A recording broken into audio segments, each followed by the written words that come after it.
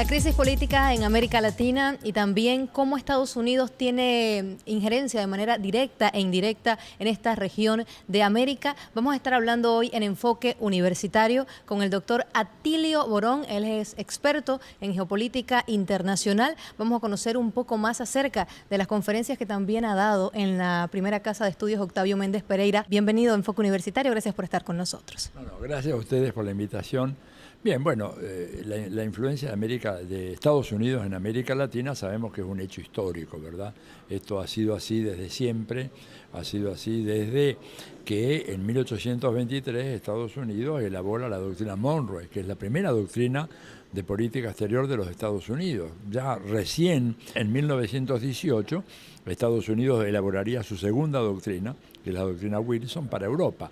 O sea que siempre tuvo un interés muy grande en América Latina y siempre ha tenido una participación muy activa en los asuntos domésticos, no es una cosa de ahora, ¿verdad? Es más, fíjese usted que cuando en 1826 Simón Bolívar cita al Congreso Anfictiónico, Estados Unidos envía una delegación a todos los países invitados por Bolívar, instándolos a no participar en el Congreso Anfictiónico. Y lo que decía en ese momento el gobierno de los Estados Unidos era que ir a ese Congreso iba a ser visto como un acto de insubordinación, de irrespeto hacia los Estados Unidos, que pedían más bien una cooperación al margen de esas iniciativas fantasiosas que albergaba Simón Bolívar. Es decir, que Estados Unidos ha estado siempre muy involucrado con nosotros y más en los últimos tiempos, ¿verdad? Yo creo que sobre todo a partir de fines del siglo pasado, con el ascenso de Hugo Chávez a la presidencia de Venezuela, en donde comienza a producirse en América Latina un cambio sociopolítico de gran significación. Y con ese cambio Estados Unidos perdió posiciones en esta región, ¿verdad? Se le echa a perder el proyecto estratégico más importante para América Latina, que era el ALCA, que en Mar del Plata sufre una derrota categórica, ¿verdad? Y luego de lo cual Estados Unidos se lanzó a la reconquista de América Latina, ya que no pudo hacerlo por las buenas, por las malas, promoviendo golpes de Estado en el 2008 en contra de Bolivia, no solamente golpe de Estado, sino secesión, partición de Bolivia, en el 2009 contra Zelaya, en el 2010 contra Rafael Correa, en el 2012 contra Fernando Lugo. O sea, una sucesión interminable de iniciativas tendientes a, bueno, reformatear esta América Latina que se le había escapado de control. Ahora hay una situación en disputa, ¿verdad? Hubo un cambio de gobierno muy significativo en mi país, en Argentina, desgraciadamente, en donde el gobierno kirchnerista perdió las elecciones de una manera muy torpe, muy lamentable, porque se podían haber ganado cómodamente. Surge un gobierno de una derecha radical, pero que aún así está lejos de estar consolidado, ¿verdad? Y en Brasil, Estados Unidos alentó un golpe blando, lo que se llama golpe blando, un golpe institucional, pero fíjese que para eso envió el presidente Obama a Brasil a preparar este golpe a la embajadora Liliana Ayalde, que era la misma que estuvo en Paraguay cuando se produjo el golpe en contra de Lugo en el 2012.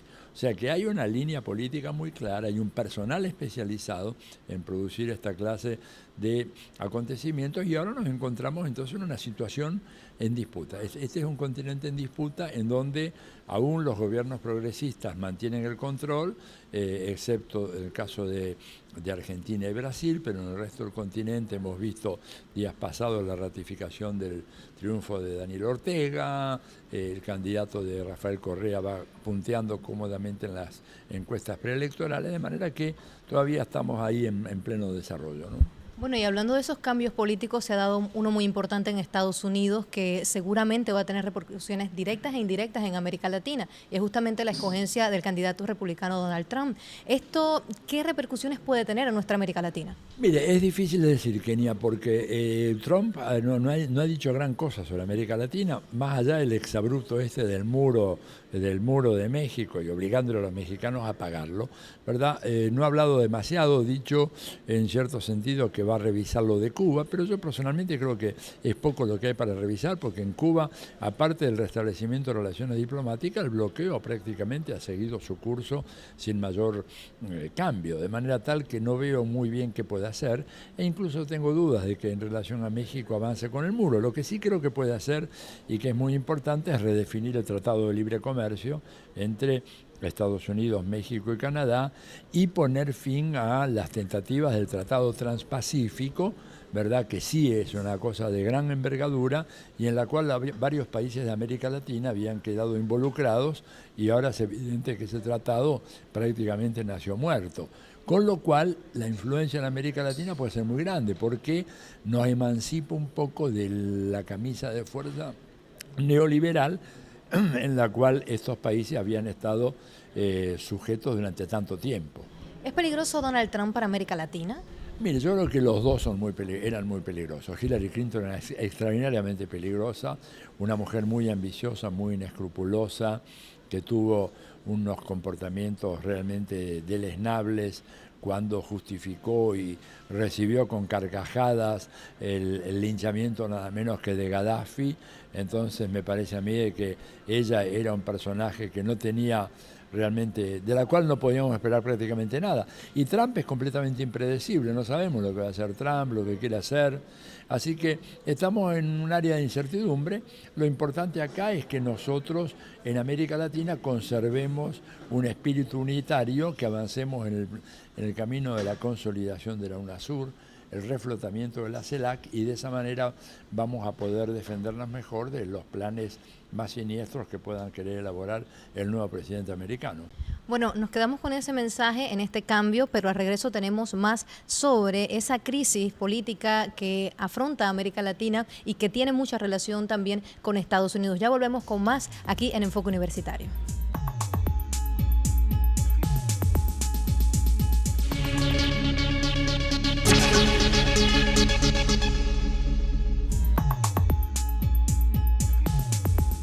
Continuamos con más de Enfoque Universitario, conociendo ese análisis del doctor Atilio Borón, argentino, que está en nuestro país para conferencias que se realizan dentro de la Universidad de Panamá, justamente el tema de América Latina y Estados Unidos. ¿Qué tan importante es América Latina y el Caribe para ese sistema imperial en estos momentos? Bueno, es de una enorme importancia, ¿verdad? Yo vengo diciendo hace mucho tiempo que para Estados Unidos la región más importante del mundo es América Latina, y esto no es un falso nacionalismo latinoamericanista, es atenernos al registro histórico, ¿verdad? Decía en el bloque anterior que la primera doctrina de política exterior de Estados Unidos, la Monroe, para América Latina por algo será. Si la región hubiera sido tan irrelevante para ello, hubieran hecho una doctrina antes para Europa, etcétera, pero se antecedieron en casi un siglo en hacer una doctrina para nosotros. Yo creo que América Latina es importantísimo para ellos por varias razones. Primero, por la concepción dominante en materia militar. ¿Qué dice la doctrina? La doctrina dice que la seguridad nacional de los Estados Unidos va a estar dada en función de que no existan fisuras en esa gran isla americana. Es decir, que no puede haber un país que de alguna manera sea heterodoxo o sea discordante en relación a la necesidad de tener una isla totalmente homogénea, que es la única garantía de seguridad nacional que tiene Estados Unidos. Bien, en la medida en que en los países de América Latina se han producido una serie de cambios, esa idea de una isla compacta, blindada, homogénea se ha venido abajo. Y la respuesta de Estados Unidos ha sido una respuesta muy violenta. En primer lugar, entonces, les importa mucho tener la homogeneidad, porque para ellos la homogeneidad del continente es un dato que hace a la invulnerabilidad militar de los Estados Unidos. Si el continente está fragmentado, por ahí entran los enemigos y eso evidentemente genera una respuesta muy contraria a Estados Unidos. Segunda cuestión, América Latina es un enorme emporio de recursos naturales. América Latina es el país más dotado de recursos naturales del mundo. Es un continente que tiene alrededor del 42% del agua potable del planeta Tierra, con apenas el 7% de la población mundial. Cuando en el resto del mundo hay regiones enteras que están sufriendo lo que se llama estrés hídrico, nosotros en América Latina tenemos una sobreabundancia de agua. Tenemos el país con la mayor reserva de petróleo del mundo, que es Venezuela, que tiene más petróleo ahora, según las últimas prospecciones certificadas, no es una declaración del gobierno venezolano, sino que esto lo hace la OPEP, reservas superiores a las de Arabia Saudita. Tenemos Brasil con mucho petróleo, petróleo submarino, Colombia con mucho petróleo, Argentina con los grandes yacimientos de shale oil ahí en Vaca Muerta. O sea, un continente que tiene agua, tiene petróleo, tiene minerales estratégicos, tiene biodiversidad, y la biodiversidad es casi la mitad de la biodiversidad mundial. Y la biodiversidad es la madre de las nuevas nanociencias, la nanobiotecnología, la ingeniería genética, la industria farmacéutica. Todo eso tiene acá, en América Latina y el Caribe, su hogar más importante. Tenemos minerales estratégicos como el litio, ¿verdad? El litio es la gran fuente energética del mundo en el momento actual: micrófonos, videocaseteras, videocomputadoras, televisores, cámaras, filmación, todo eso, teléfonos celulares, funciona en base al litio. Y Bolivia tiene la mayor reserva mundial de litio. Bolivia solo tiene aproximadamente un 75-80% de todo el litio del planeta. Entonces, claro, para Estados Unidos, América Latina, es un continente de una importancia absolutamente excepcional. Y por eso ellos están tan preocupados por controlar este continente, y por eso reaccionan de manera tan diferente ante idénticos estímulos. O sea, usted puede tener un gobierno de izquierda muy radical en África, y Estados Unidos lo más que va a hacer es una sanción diplomática, una sanción económica, tal vez una campaña de desprestigio internacional, etcétera. Pero si usted tiene un gobierno así en América Latina, aunque sea una pequeña isla como Granada, la respuesta es una invasión. Vamos a alejarnos un poquito de este sistema imperialista y vamos a hablar de la realidad de Colombia, por ejemplo. Un pueblo que vota completamente al no y dice no a esa supuesta paz que se había firmado con la FARC. ¿Qué cree usted que son los factores más importantes que se dieron para que el pueblo colombiano dijera no?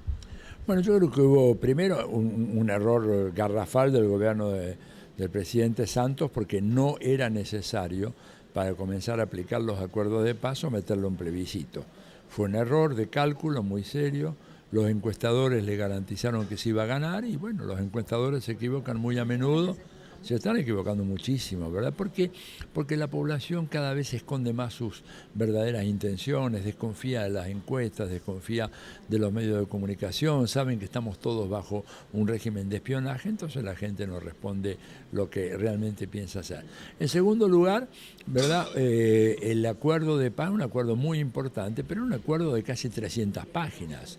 Más que un acuerdo de paz, es un tratado jurídico. No fue explicado a la población, y entonces quedaron dos o tres cosas que sonaban muy aberrantes, como por ejemplo que se les indemnizara a los guerrilleros con un monto equivalente al de varios sueldos mínimos de Colombia, y para eso el gobierno dijo que iba a hacer una reforma del régimen tributario, con lo cual cometió un error gigantesco, porque no solamente planteó un tema muy delicado como la reparación, el resarcimiento a los guerrilleros, ¿verdad?, sino que inclusive se dijo que para eso se iba a crear un nuevo impuesto. Entonces la gente dijo, ¿para qué eso? Y después otro elemento muy importante fue que, en general, como se decía que se ganaba tan fácil, mucha gente que iba a votar por el sí no se quedó en su casa y no fue a votar. Recuerda usted que ese día estaba pasando el huracán Matthews por las costas colombianas, por lo tanto había lluvias torrenciales, hubo regiones en donde no se abrieron las mesas de votación por mal tiempo, y eran regiones en donde supuestamente el sí hubiera ganado ampliamente. O sea que fue casi, digamos, un elemento, una mezcla de casualidad, el mal tiempo, y una conspiración natural, y causalidad en el sentido de un error del presidente Santos al ir a hacer algo que no debería haber hecho, porque además la experiencia enseña que cada vez que un gobierno somete algo en plebiscito, la mayoría de las veces la respuesta es no, porque los gobiernos han caído en desgracia frente a sus pueblos, sea en Estados Unidos, sea en Europa. Mire lo del Brexit, fíjese lo que pasó con Podemos en España. O sea que fue un error muy grande, y por eso, de todas maneras, se está encaminando el asunto, y creo que en las próximas semanas vamos a tener ya la aplicación concreta y la puesta en marcha del acuerdo de paz, porque Colombia, después de más de medio siglo de derramamiento de sangre, le llegó la hora de gozar de la paz y de la tranquilidad que le fue negada durante tanto tiempo. Bueno, Panamá es muy cercano a Colombia, muy cercano también a Venezuela y a todas estas situaciones que se dan en América Latina y con Estados Unidos tiene una cercanía importante. A regresar de la pausa vamos a estar hablando específicamente de eso, esa relación que hay entre Panamá, Estados Unidos y los demás países vecinos de nuestro Istmo. Así que ya volvemos con más en la parte final de Enfoque Universitario.